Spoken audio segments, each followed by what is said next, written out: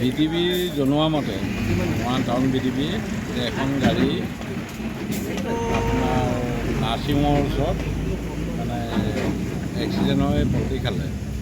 তাৰ পাছত ৰাইজে পানী মানে লুটালুটি কৰি আছে।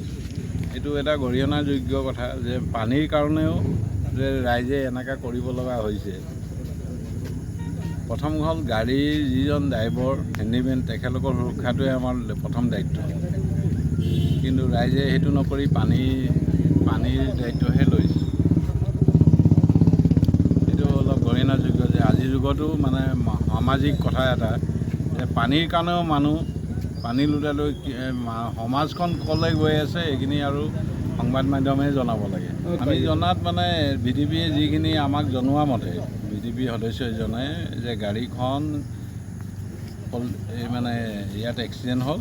তাৰ পাছত ৰাইজে মানে পানীখিনি নিয়া হেতাৰ ওপৰা লাগিলে, তেতিয়া ক'লে সেই জনালে মৰাণ আৰক্ষী আহি এতিয়া উপস্থিত হৈছে।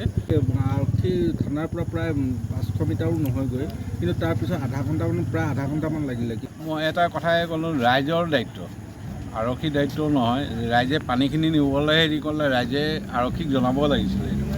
আৰক্ষীক জনোৱা হৈছিলে সেইখিনি মই জ্ঞাত নহয়, কিন্তু মই VTBৰ যিটো কৰ্তব্য সেই কৰ্তব্যটো পালন কৰিবলৈ এতিয়া আপোনালোকৰ সংবাদ মাধ্যমৰ ওচৰত কৈছোঁ। সেইখন হঠাতে মই যেতিয়া আহিলোঁ চাইছোঁ পানী চানী মানুহ নি আছে।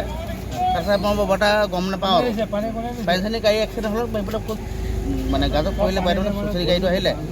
তাৰপিছত মানে কি কোনে কি পানী চানী নি আছে বা বাল্টিকে নি আছে আৰু এইটো মানে কি লেলান গাড়ী, এইটো 6 চকা হয়। পানী ভৰ্তি আছে মানুহ জোখ চুপ মানে ড্ৰাইভাৰ চাহেব কোনো নাই, গম নাপাওঁ মানে ড্ৰাইভাৰ চাহেব ক'ত গ'ল কি গ'ল গম নাপাওঁ। কেনেকৈ গৈ আছিলে গাড়ীখন জানে নেকি? এই ডিব্ৰুগড় চাইডৰ পৰা আহিছিলে মানে মৰাণ চাইডে গৈ আছিলে। পানী নিয়া দেখিছোঁ মানে চিনি নাপাওঁ, ৰাতি ক'ত চিনি নাপাওঁ মানে